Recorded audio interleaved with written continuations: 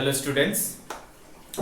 So we are studying how to solve the problems of NLM. हमने कल ये discuss किया कि किस स्टेप में आपको NLM के प्रॉब्लम को सॉल्व करना है। तो हमें ये समझ में आया कि सबसे जो इम्पोर्टेंट थिंग है during the solving of problems of NLM वो है फ्री बॉडी डायग्राम ड्रॉ करना।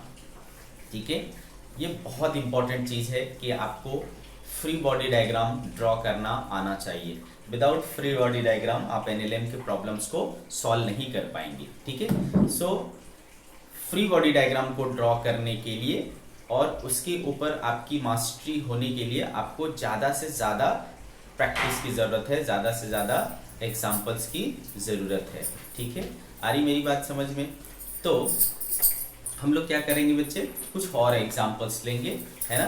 इसमें अब थ्योरी बहुत ज़्यादा नहीं बची है इस चैप्टर में, बट एग्जाम्पल्स बहुत करने हैं। एग्जाम्पल्स के थ्रू ही आपको चीज़ें समझ में आएंगी। ठीक है, तो ज़्यादातर हम प्रॉब्लम्स ही लेंगे अब। ठीक है, चलो स्टार्ट करते बच्चे। नेक्स्ट एग्जाम्पल,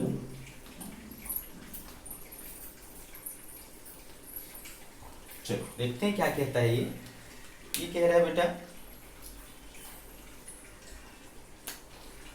इस तरीके का डायग्राम बनाया हुआ है।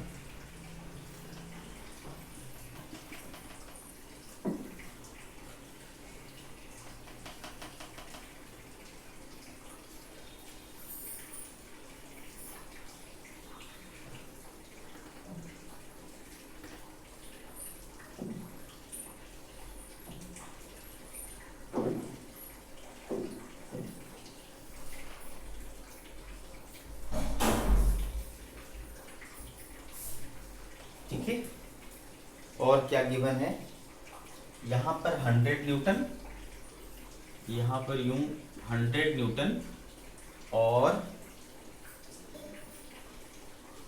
सॉरी मीन्स ये 10 केजी, यहाँ पर जो है 10 केजी का एक बॉडी लटक रहा है और इधर एक 35 केजी का बॉडी लटक रहा है।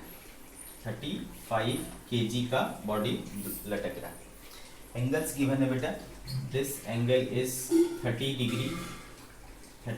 Degree and this angle is 37 degree. ठीक है, और ये एंगल है 45 degree. Clear, 45 degree. What you have to find, determine the tension in various segments of the string. Determine the tension in various segments. ठीक है बेटे, अलग अलग हिस्से में अपने को क्या करना है, टेंशन पता करना है। ठीक है, तो देखो सबसे पहले आपको जितने भी स्ट्रिंग दिख रहे हैं, ठीक है, वहां पर क्या होगा, टेंशन लगेगा। तो बच्चे यहाँ पर मैंने मान लिया T1 लग रहा है, यहाँ पर मान लो मैंने बोला T2 लग रहा है, इधर मान लो T3 लग रहा है, इधर मान लो T4 लग रहा है। ठीक है बच्चे, तो इतने सारे टेंशन्स लग रहे हैं।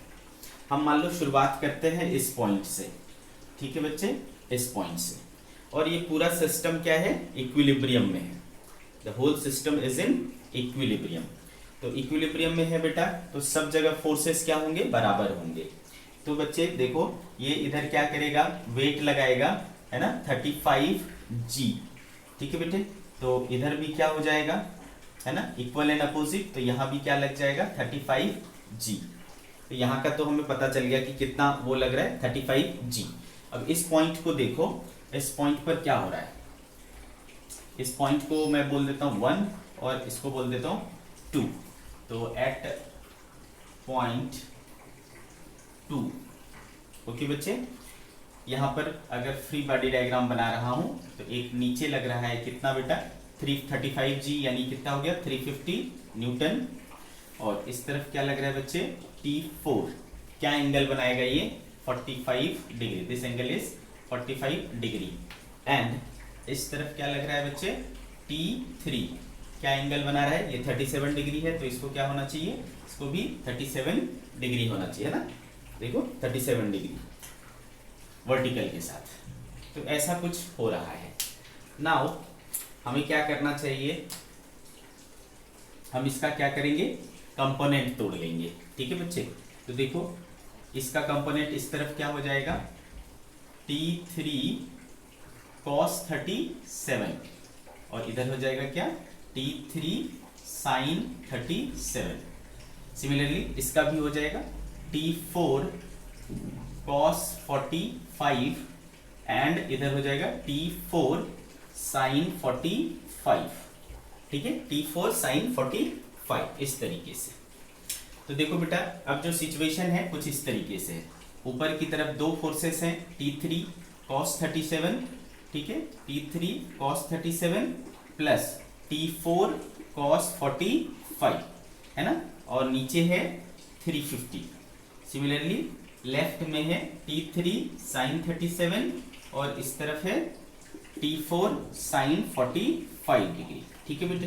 तो जैसा कि मैंने बोला कि सिस्टम क्या है, इक्विलिब्रियम में है, और जब सिस्टम इक्विलिब्रियम में होता है बेटे तो उसके हर एक एक्सिस पर नेट फोर्स क्या होता है, जीरो होता है। चाहे मैं एक्स एक्सिस पर देखूं चाहे मैं वाई एक्सिस पर देखूं, टोटल फोर्स क्या होगा बेटा, जीरो, यानी ये और ये कैंसिल कर देगा, ये और ये कैंसिल कर देगा, ठीक है। तो यहां से देखो हमें क्या समझ में आता है बेटा, T3 sin 37 को इक्वल टू होना पड़ेगा किसके, T4 sin 45 के, ठीक है बच्चे।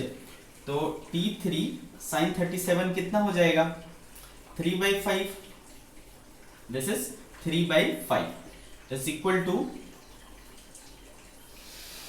T4 sin 45 यानी 1/√2, तो T4/√2, तो इस तरीके का निकल करके आ रहा है, ठीक है। T3 और T4 के बीच में रिलेशन, ठीक है, T3 और T4 के बीच में रिलेशन इस तरीके का आ रहा है। तो मैं इसको ऐसा भी लिख सकता हूँ, therefore T3 इक्वल्स टू क्या हो जाएगा बेटा, 5T4/3√2, है ना। T3 इक्वल्स टू क्या हो जाएगा, 5T4/3√2, ठीक है। मेरी बात समझ में आ रही है आप लोगों को। अच्छा अब क्या करें, तो इधर देखो T3 cos 37 और T4 cos 45 किसके बराबर होगा, 350 पर, यानी y एक्सिस पर लगाएंगे तो also T3 cos 37 plus T4 cos 45 is equals to क्या हो जाएगा बेटे, 350, ठीक है। तो चलो इससे हम क्या करें, T3 cos 37 कितना हो जाएगा बेटा, 4/5 प्लस T4 निकालो यहां से, है ना, T4, इसको T4 फाइंड करो, ठीक है। T4 इक्वल टू क्या हो जाएगा, T4 इक्वल टू हो जाएगा 3√2/5, 3√2/5 T3, ठीक है। तो इस T4 के बदले में लिख सकता हूं 3√2/5 T3 और cos 45 क्या हो गया बेटा, 1/√2 इज इक्वल टू 350। तो कुछ कटा, यस कुछ कटा, ये कटा और ये कटा, ठीक है। तो 4/5 T3 प्लस 3/5 T3 यानी कितना हो जाएगा बेटा, 7/5 T3, ठीक है, 7/5 T3 इज इक्वल टू 350, ठीक है। कुछ कटा बेटा, यस, 7 से 50 टाइम्स में चला जाएगा, देयरफॉर T3 इक्वल्स टू क्या हो जाएगा बेटा, 50 इंटू 5 यानी 250 न्यूटन, ठीक है। तो इस पोर्शन में जो टेंशन होगा वो हमें पता चल गया कितना, 250 न्यूटन, है ना बच्चे। इस पोर्शन में जो होगा वो हमें पता चल गया 250 न्यूटन। आगे T4 इसको भी पता कर सकते हैं क्या, तो चूंकि आपको T4 और T3 में रिलेशन है, देयरफॉर आप पता कर सकते हो, therefore T4 equal to 3√2/5 into T3 आपका आया है 250, 5 से 50, 150√2 तो T4 इक्वल टू क्या आ रहा है आपके पास 150√2 न्यूटन। तो आपको ये भी मिल गया बेटा 150√2 न्यूटन। ठीक है, तो दो सेगमेंट का तो हमें टेंशन मिल गया। ठीक है, दो सेगमेंट का टेंशन हम मिल गया। अब हम आएंगे बेटा इस जगह पे। ठीक है, यहाँ पर जब हम आते हैं यहाँ पर जब हम आते हैं तो यहाँ देखो क्या मिलेगा बेटा, ये आपको क्या कर रहा है, नीचे लगाएगा 10G, तो इधर ऊपर में भी क्या लगेगा बेटा 10G। ओके, यहाँ पर भी क्या लगेगा 10G। ठीक, तो अब ये जो वाला पॉइंट है, पॉइंट नंबर 1, वहां पर अगर हम फ्री बॉडी डायग्राम बनाते हैं पॉइंट 1 का,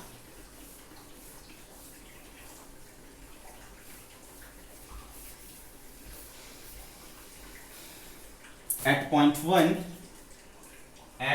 पॉइंट 1, ठीक है, क्या हो जाएगा बच्चे, इधर क्या लग रहा है आपको T1।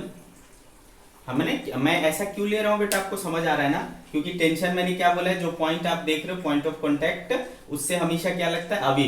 तो यहां से देखो सारी चीजें क्या है, अवे की तरफ है। ठीक है, तो T1 ऐसा लग जाएगा, फिर इधर लग जाएगा क्या बेटा आपका T2, है ना, T2 इधर लग जाएगा, वर्टिकल के साथ कितना एंगल बनाएगा 30 डिग्री। फिर इधर क्या लग जाएगा T3 लग जाएगा, वर्टिकल के साथ कितना एंगल बनाएगा 37 डिग्री, और नीचे की तरफ क्या लग रहा है 10G यानी 100 न्यूटन। तो इस पॉइंट पर इतने सारे फोर्सेस लग रहे हैं ना, इस पॉइंट पर इतने सारे फोर्सेस लग रहे हैं। तो what we will do, first of all we will क्या बोलते हैं इसको अरे नाक से निकल रहा है, इसको अपन रिजॉल्व कर देते हैं। ठीक है, तो इधर क्या आ जाएगा बेटा T2 cos 30 डिग्री, और इधर क्या चला जाएगा T2 sin 30 डिग्री, है ना, इसका काम हो गया।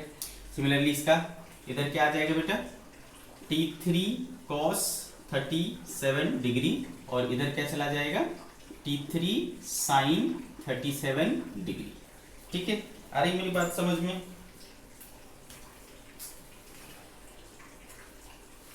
क्लियर है मेरी बात। अब क्या करें भाई,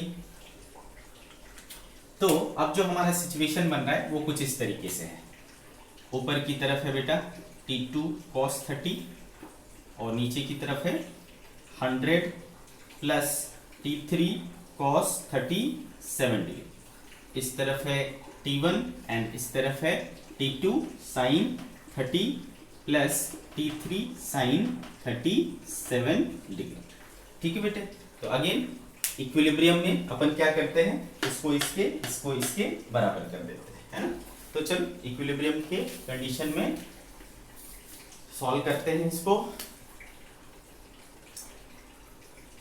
T2 cos 30 degree is equal to 100 plus T3 cos 37 degree. ठीक है, तो बेटे T2 और cos 30 क्या हो गया, √3/2 is equals to 100 plus T3 हमारे पास कितना आया हुआ है बेटा 250, है ना, T3 आ चुका है 250, सो 250 एंड cos 37 कितना हो जाता है बेटा 4/5। ठीक है, 4/5, सो ये 50, तो 52 जा क्या हो गया बेटा 54 जा 200 प्लस 100 300 हो गया बेटा। ठीक है, तो T2 into √3/2 is equals to 300।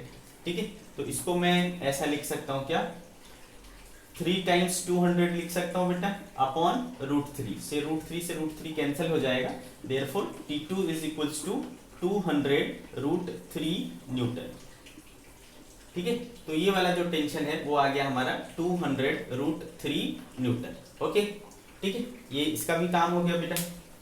अब हम क्या करें, अब हम इस एक्सिस पर काम करें, ये एक्सिस भी क्या करेगा, फोर्स को बैलेंस करेगा, तो इसको बैलेंस करके देखते हैं।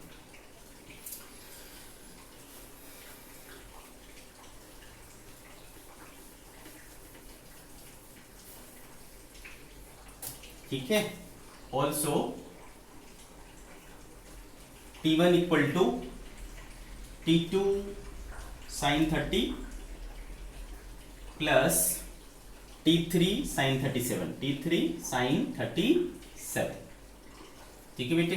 तो T2 इज 200√3 इंटू साइन 30 कितना हो गया बेटा 1/2 plus T3 is 250 into sine 37 equals to 3/5, तो बेटे 50 हो गया, ये 100√3 प्लस 150 हो गया, ठीक है। तो T1 इक्वल टू आया 100√3 प्लस 150 न्यूटन। ये देखो T1 भी निकल गया, तो T1 is 100√3 plus 150 what this.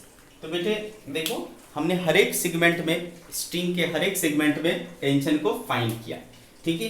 तो इससे आपको क्या समझ में आया बेटा कि जो हम सबसे ज्यादा यूज कर रहे हैं वो है वेक्टर रिजोल्यूशन, ठीक है। यहाँ पर वेक्टर रिजोल्यूशन का भरपूर यूज हो रहा है, तो आपको अच्छे से समझना है कि वेक्टर रिजोल्यूशन कैसे करना है, जो कि आपको वेक्टर में सिखाया है। अगर आपको थोड़ी सी भी दिक्कत हो रही है तो वापस वेक्टर चैप्टर पे जाओ, उस लेक्चर को देखो और उसके ऊपर और ज़्यादा प्रैक्टिस करो, ठीक है। और अगर समझ में आ रहा है तो फिर तो बहुत अच्छी बात है, क्लियर। चलो भाई, तो ये एग्जाम्पल हो गया।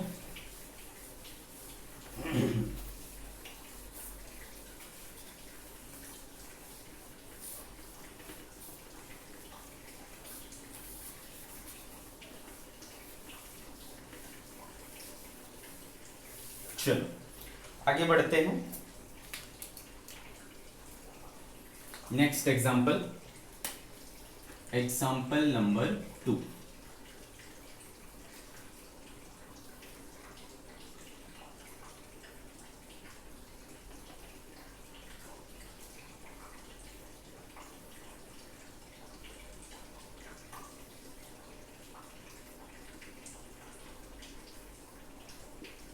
चलो तो क्या कह रहा है question, 3 blocks A B C, mass m1 m2 and m3।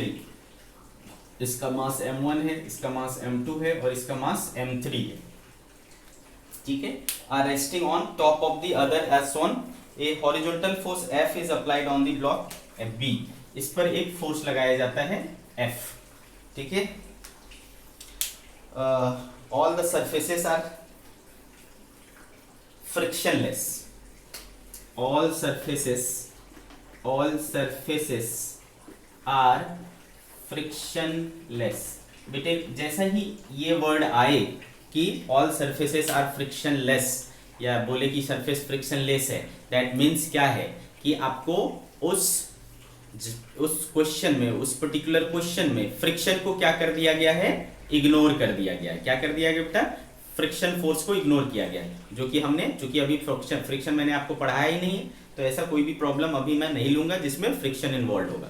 Friction जहां आएगा बेटा तो एक और फोर्स ऐड हो जाएगा, कोई दिक्कत नहीं, करना सब कुछ वही चीजें हैं, ठीक है। तो यहाँ पर सारी चीजें क्या है, फ्रिक्शन लेस है, फ्रिक्शन नहीं है। आपको क्या फाइंड करना है, acceleration of A B and C. तो find part 1 acceleration of A, acceleration of B and acceleration of C, ठीक है बेटे।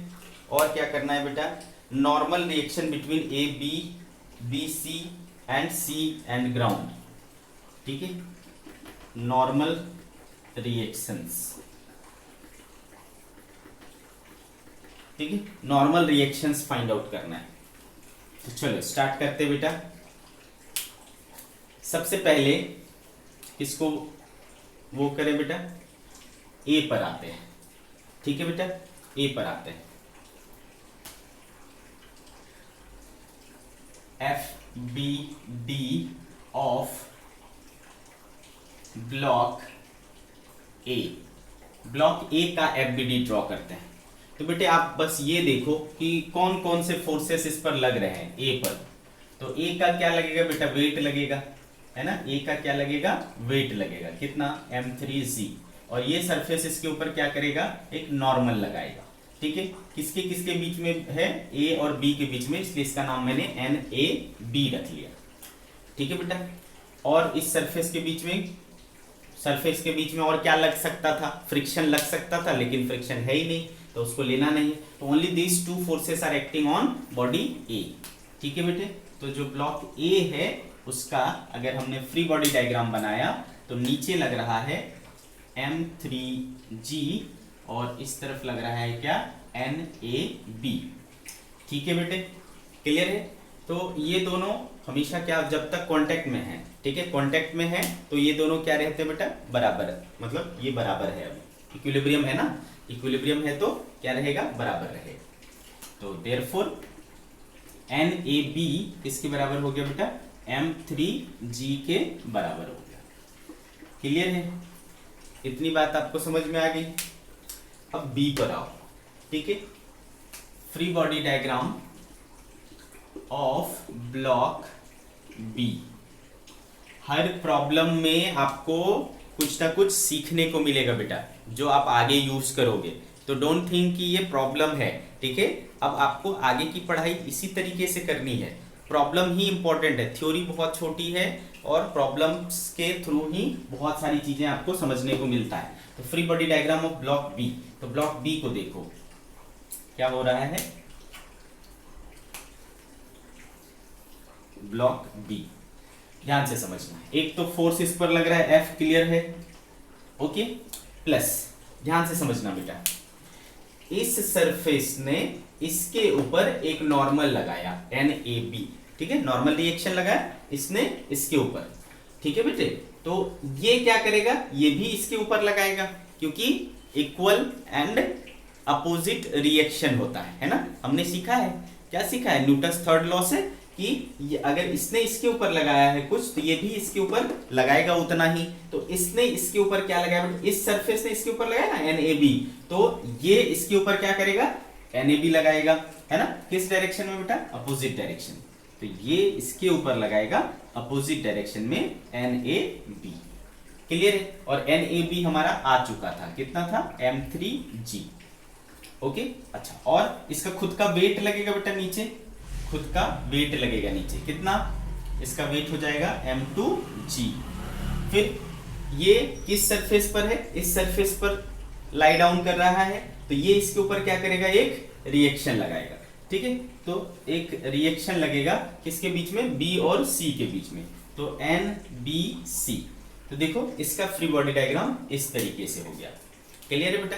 तो ये वर्टिकल डायरेक्शन में कोई मोशन तो कर नहीं रहा है ना, ऐसा तो नहीं ऊपर नीचे कर रहा है, तो यानी इसका मतलब क्या है बेटा, जो वर्टिकल डायरेक्शन है वो बैलेंस्ड है, ठीक है। तो देखो क्या क्या लग रहा है बेटा, ऊपर कौन कौन सी लग रहा है, ऊपर अकेला फोर्स लग रहा है NBC, ठीक है, NBC ऊपर लग रहा है। बाकी ये दोनों क्या लग रहा है, नीचे, तो नीचे वाला एक साथ हो जाएगा M3G प्लस M2G, यानी M1 plus M2 into G, ठीक है। ये हो गया NBC।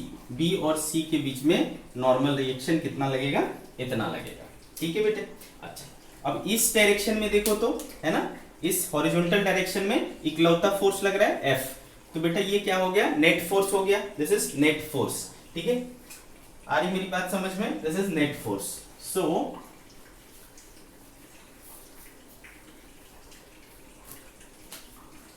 therefore F net equal to क्या हो गया, F हो गया। और हमेशा बेटा जो नेट फोर्स होता है वो किसके बराबर होता है, मास इनटू एक्सेलरेशन के। किसके बराबर होता है, मास इनटू एक्सेलरेशन। तो किस बॉडी का मास बेटा, किस पर देख रहे हैं हम लोग, B को देख रहे हैं, तो B का मास कितना है, M2 है, और एक्सेलरेशन M2A हो जाएगा, क्लियर है बेटा। तो देयरफॉर A इक्वल्स टू क्या हो जाएगा, F अपॉन M2, ठीक है।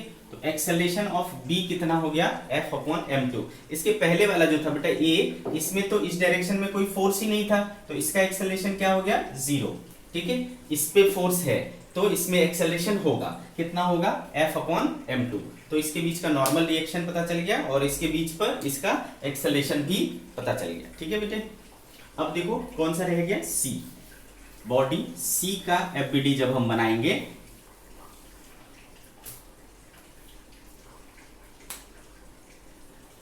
FBD of block C, FBD of block C, ऐसा जब करते हैं हम लोग तो क्या क्या होगा, देखो सबसे पहले क्या लगेगा बेटा, एक वेट लग जाएगा नीचे M1G, ठीक। अब देखो इसने इसके ऊपर लगाया था एक क्या एन बी सी, तो ऊपर वाला नीचे के ऊपर नीचे के पर लगाएगा क्या बेटा एन बी सी, ठीक है ना। और क्या लगेगा बच्चे, और तो और ये वाला जो सरफेस है यानी ग्राउंड है, ग्राउंड एक नॉर्मल लगाएगा बेटा इस तरफ, क्या बोलूंगा मैं एन सी बोल देता हूं सपोज, ठीक है बेटे। तो अगेन वर्टिकल डायरेक्शन में क्या है बैलेंस है, बैलेंस करना पड़ेगा आपको। तो देखो नीचे कौन कौन लग रहा है, ये और ये नीचे लग रहा है और ये ऊपर लग रहा है ना, तो नीचे वाला और ऊपर वाला क्या होगा आपस में इक्वल होगा। तो N C is equal to N B C plus M one G, और एन बी सी क्या था बेटा m1 plus m2 into G plus m1 sorry m2 plus m3 था ना, m2 प्लस m3 जी प्लस m1 जी। तो बेटे यहाँ से g कॉमन हो जाएगा, m1 plus m2 plus m3 into जी, ये हो गया आपका ग्राउंड जो लगाएगा c के ऊपर, ठीक है। तो हमने क्या किया बेटा सारे नॉर्मल रिएक्शंस जिसके जिसके बीच में लगने थे वो सारे निकाल लिए। अब बात होती है सी पर एक्सेलरेशन की। तो बेटा वर्टिकल डायरेक्शन में एक्सेलरेशन है नहीं, है ना, क्योंकि नेट फोर्स क्या हो रहा है बैलेंस हो रहा है, और इस डायरेक्शन में भी कोई फोर्स नहीं है, ठीक है। तो इधर भी कोई एक्सेलरेशन नहीं होगा, तो इसका भी एक्सेलरेशन ए सी का क्या होगा बेटा 0, और ए बी का क्या हुआ एफ अपॉन m2, ठीक है, F upon m2। So like this we have to solve, okay.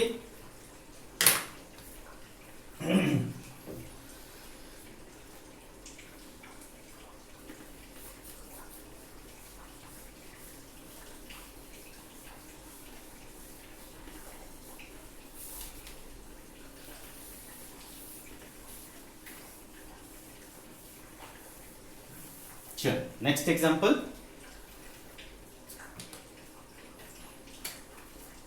example 3, what it is saying, 3 boys each of mass 45 kg, 3 boys each of mass 45 kg pull simultaneously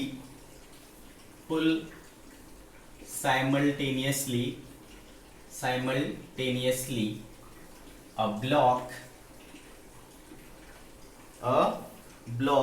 on a smooth surface,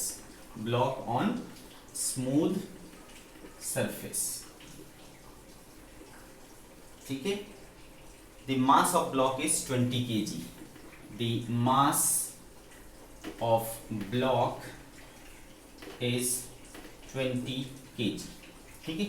block कुछ इस तरीके का है बेटा, okay, और इस पर जो फोर्सेस लगा रहे हैं, एक लड़का लगा रहा है इस तरीके से F1, एंगल है 37 डिग्री, एक लड़का लगा रहा है F2 इस तरीके से, और एक लड़का लगा रहा है F3 इस तरीके से, एंगल है ये 45 डिग्री, ठीक है, 45 डिग्री पर। What we have to find the acceleration of the block. Part A, find acceleration of the block. Block का एक्सेलरेशन चाहिए। और second part find the acceleration of the boy exerting force F1, acceleration of boy exerting force F1, जो लड़का F1 force लगा रहा है उसका acceleration कितना होगा। क्वेश्चन में आपको वैल्यूज भी गिवन है, F1 कितना है 90 न्यूटन, और F2 है आपका 114 न्यूटन, 114 न्यूटन, और F3 है आपका 128√2 न्यूटन। इतनी सारी चीजें आपको गिवन है, ठीक है। चलो लेट्स स्टार्ट। तो बेटा इसमें तो कोई टेंशन ही नहीं, एक ही बॉडी है ना, वही हमारा इंटरेस्ट का बॉडी है, तो इसके ऊपर हम क्या करें, सारे फोर्सेस को भी दिखाया हुआ है, ठीक है। तो कोई टेंशन ही नहीं है, ऑलरेडी बॉडी गिवन है, उसके ऊपर सारे फोर्सेस गिवन है, तो आप कह सकते हो कि इसका free body diagram already given है ना बेटे, ऑलरेडी इसका फ्री बॉडी डायग्राम गिवन है। चलो, तो क्या क्या हो रहा है, इस बॉडी पर एक इधर लग रहा है आपका 90 न्यूटन, है ना, एंगल कितना 37 डिग्री, 37 डिग्री। और क्या हो रहा है बेटा, इसको मैं अगर आगे बढ़ा दूंगा तो ऐसा हो जाएगा ये, है ना, इस तरीके का हो जाएगा F3 यानी 128√2 कितने एंगल पर बेटा 45 डिग्री। इसको कर सकता हूँ ना, आगे बढ़ा सकता हूँ मैं, तो 45 डिग्री, ठीक है बेटा। देखो वेक्टर का नॉलेज मस्ट है भाई, है ना, वेक्टर के नॉलेज के बिना ये सब होगा नहीं आपसे। और F2 किधर लग रहा है, ऊपर की तरफ, तो F2 को मैंने ऊपर लगा लिया बेटा, कितना कितना है ये 114 न्यूटन, तो 114 न्यूटन। तो ये हो गया बेटा हमारा सिचुएशन। तो अब क्या करेंगे, चलो इसको ब्रेक कर लेते हैं, इसको ब्रेक करेंगे, है ना, यानी रिजॉल्व करते हैं। तो इधर क्या हो गया बेटा 90 cos 37, दिस इज 90 cos 37, और इस तरफ क्या चला जाएगा 90 sin 37। सिमिलरली इसका हो जाएगा 128 √2 cos 45 इस तरफ, और इधर हो जाएगा 128 sin 128√2 sin 45 इस तरफ। तो देखो क्या हो रहा है, ऊपर हो गया 114 और 90 sin 37 कितना हो जाएगा बेटा, sin 37 इज 3/5, 3/5, 5 से 18, 18 तिया 54, और 54 और 114 कितना हो जाएगा बेटा,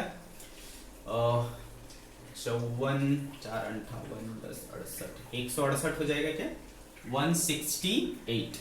so here it is 168 Newton, correct ना। और नीचे क्या लग रहा है आपका 128√2 और sin 45 का 1/√2 कैंसिल हो जाएगा, here it will come 128 Newton, ठीक है, 128 न्यूटन। और क्या होगा बच्चे, इस तरफ आपको देखो क्या क्या हो रहा है, इस तरफ हो रहा है 90 cos 37 कितना हो जाएगा, तो cos 37 हो जाता है आपका 4/5, तो 18 है ना, 90 इंटू 4/5, 5 से 18, 18 चौके 72, 72, और ये हो जाएगा बेटा इसका 128, तो 72 प्लस 128 कितना हो जा रहा है 200 हो जा रहा है आई थिंक, तो इधर हो गया बेटा 200 न्यूटन, ठीक है। ऐसा हमने सॉल्व कर लिया, क्लियर है मेरी बात। तो 168 128 और इधर हो गया 200 न्यूटन, ठीक है। अब क्या करें भाई, अब क्या करें, अब देखो ये वाला जो एक्सिस है y एक्सिस, इसमें इस ऊपर की तरफ क्या है बेटा 168 और नीचे की तरफ क्या है 128, तो ऑब्वियस सी बात है बेटे, है ना, ऑब्वियस सी बात है कि इनका एक रिजल्टेंट आएगा, है ना, ज्यादा फोर्स किधर है ऊपर की तरफ है, तो एक रिजल्टेंट फोर्स लगेगा ऊपर की तरफ, ठीक है। तो इसको सॉल्व कर मतलब सॉल्व कर लो इस एक्सिस पर, तो आपको मिलेगा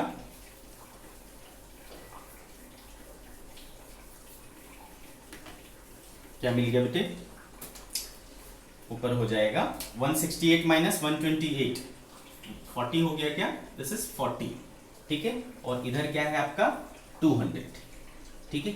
so this is the total force, है ना, इस ब्लॉक पर जो टोटल फोर्स लग रहा है वो ये है। आ रही मेरी बात समझ में। तो बेटे अब आपके पास जो ब्लॉक है ना, उसका देखो मास कितना है 20 kg, m equals to 20 kg। अब इसको मैं क्या बोल सकता हूँ, फोर्स का x कंपोनेंट, और इसको क्या बोल सकता हूँ मैं, फोर्स का y कंपोनेंट बोल सकता हूँ कि नहीं। तो इस ब्लॉक पर टोटल x डायरेक्शन में कितना फोर्स लग रहा है 200, और टोटल y डायरेक्शन में कितना लग रहा है 40 न्यूटन, ठीक है।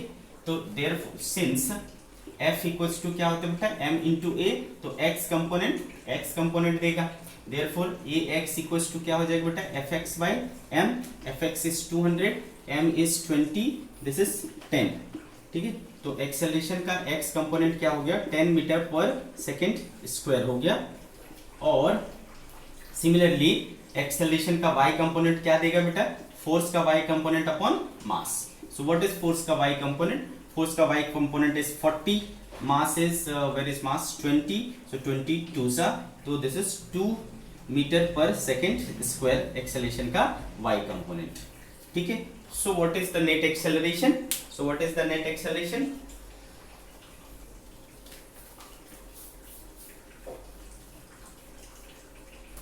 therefore a इक्वल टू है ना 10 i cap plus 2j cap, है ना बेटे।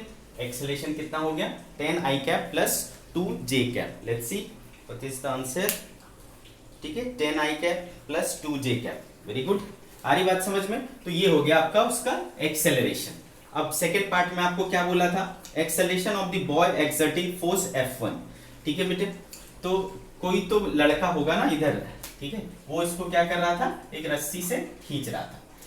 तो बेटे ये ब्लॉक को खींच रहा है, तो ब्लॉक इसको इधर खींचेगा, है ना, क्योंकि टेंशन हमेशा क्या होता है, पॉइंट ऑफ कांटेक्ट से अवे लगता है। तो बेटे ये समझ में आ गया। प्लस टेंशन हमने क्या सीखा है बेटा, दो इक्वल होता है। तो यहां पर कितना था, यहां पर कितना था, ये था F1 90 न्यूटन। ठीक है बेटा, तो 90 न्यूटन का टेंशन था, तो यहाँ भी क्या होगा, 90 न्यूटन होगा। ठीक है बेटे, तो रस्सी उस लड़के को भी क्या कर रहा होगा, 90 न्यूटन से खींच रहा होगा। तो जो एक्सेलरेशन ऑफ बॉय है, तो उस बॉय पर कितना फोर्स लग रहा है बेटा, 90 न्यूटन। तो फोर्स एक्सेलरेशन बराबर क्या होता है, फोर्स अपॉन मास। ठीक है, तो बॉय पर फोर्स कितना लग रहा है, 90, और उसका मास दिया हुआ था 45।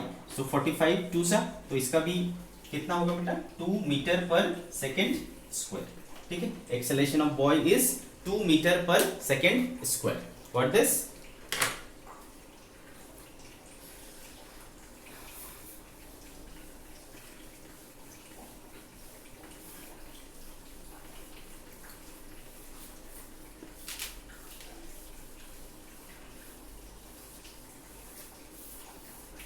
चलो आगे बढ़ते हैं। नेक्स्ट एग्जांपल,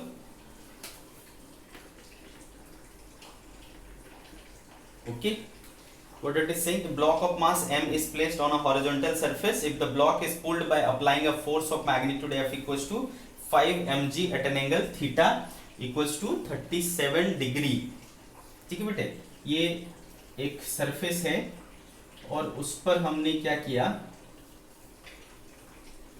m है और इस पर एक फोर्स लग रहा है इस डायरेक्शन में। ठीक है, कितना फोर्स है, 5 टाइम्स mg। ठीक है, 5 टाइम्स mg, और ये एंगल है 37 डिग्री। ठीक है, this angle is 37 degree. Find the acceleration of the block. क्या फाइंड करना है आपको, एक्सेलरेशन फाइंड करना है। ठीक है, तो क्वेश्चन बहुत ही आसान है। सरफेस फ्रिक्शन लेस है बेटा, हॉरिजॉन्टल सरफेस ऐसा the block is pulled by applying a force। ठीक है, सरफेस कैसा है बेटा, फ्रिक्शन लेस है, सो फ्रिक्शन लेस। आगे मेरी बात समझ में। तो बेटे सबसे पहले आप देखो, है ना, 5 mg जो है उससे क्या हो जाएगा, ये आपका सरफेस है, ग्राउंड है, और इस तरीके से आप खींच रहे हो। तो सबसे पहले इसको ये कर लोगे, ब्रेक कर लोगे, तो क्या हो जाएगा, इधर 5 mg cos 37, और इधर क्या हो जाएगा बेटे, 5 mg sin 37 डिग्री। ठीक है, इतनी कहानी समझ में आ गया आपको। फिर इधर क्या लगेगा बेटा, नीचे mg लगेगा, और ठीक है, नीचे क्या लगेगा, mg लगेगा। Got this. तो बच्चे इतनी कहानी हमें समझ में आ गई। चलो इसका फ्री बॉडी डायग्राम बनाते हैं, FBD। क्या हो जाएगा, तो देखो इधर क्या लग रहा है, 5 mg cos 37 कितना होता है बेटा, cos 37 हो जाता है आपका 4/5, तो क्या रह जाएगा, ये 4 mg। ठीक है, और इधर देखो क्या हो जाएगा, 3 mg, और नीचे क्या लग रहा है बच्चे, mg, है ना। ये सिचुएशन बन रहा है हमारा। तो देखो जो वर्टिकल डायरेक्शन है, ऊपर की तरफ कितना फोर्स लग रहा है, 3 mg, और नीचे की तरफ लग रहा है क्या, mg। तो फोर्स बैलेंस हुआ कि अनबैलेंस हुआ? क्लियर दिख रहा है कि अनबैलेंस है, ऊपर वाला फोर्स ज्यादा है, तो एक नेट फोर्स ऊपर की तरफ लगेगा और इसको क्या कर लेगा बेटा, ऊपर की तरफ उठाने लगेगा, और एक अनबैलेंस फोर्स इस तरफ लग रहा है। ठीक है, तो व्हाट इज हैपनिंग हियर, अगर मैं y एक्सिस पर नेट फोर्स देखूं तो क्या हो रहा है, 3 mg minus mg that is 2 mg, और इस तरफ क्या है, 4 mg। ठीक है बेटे, तो this is x component of force and this is y component of force. ठीक है बेटा, सो x कंपोनेंट आपको क्या देगा बेटा, एक्सेलरेशन का x कंपोनेंट है ना, क्या होता है बेटा, फोर्स अपॉन m होता है, तो फोर्स का x component is 4 mg by m cancel, this is 4g। ठीक है, सिमिलरली y कंपोनेंट आपको क्या देगा बेटा, एक्सेलरेशन का y कंपोनेंट देगा, है ना, fy upon m, so fy is 2 mg upon m that is 2g। ठीक है बेटे, आगे मेरी बात समझ में, सो देयरफॉर नेट एक्सेलरेशन जो हो जाएगा इस ब्लॉक का, वो हो जाएगा 4g i cap plus 2g j cap, है ना बेटे, अगर वर्टिकल डायरेक्शन को हमने j लिया है तो 4g i cap plus 2g j cap. Let's see what is the answer. So भाई इसका नेट मैग्नीट्यूड चाहिए, मैग्नीट्यूड के टर्म में, तो मैग्नीट्यूड कैसे निकालेंगे बेटा, अपने को पता है वेक्टर का मैग्नीट्यूड कैसे निकाला जाता है, तो mod of a is equal to 4g का स्क्वायर कितना हो गया बेटा, 16g स्क्वायर प्लस 2g का स्क्वायर क्या हो गया, 4g स्क्वायर, है ना, 4g स्क्वायर तो कितना हो गया बेटा, 20g square. Okay, 20g square, तो बेटे g स्क्वायर से g बाहर आ जाएगा, स्क्वायर रूट 20 को क्या लिख सकता हूँ, 5 इंटू 4 से 2 बाहर आ जाएगा बेटा, तो 2g रूट 5 यानी 2 रूट 5g। ठीक है, this is net acceleration, total acceleration of the block. ठीक है, total acceleration of the block. Well understood, clear है मेरी बात? चलो,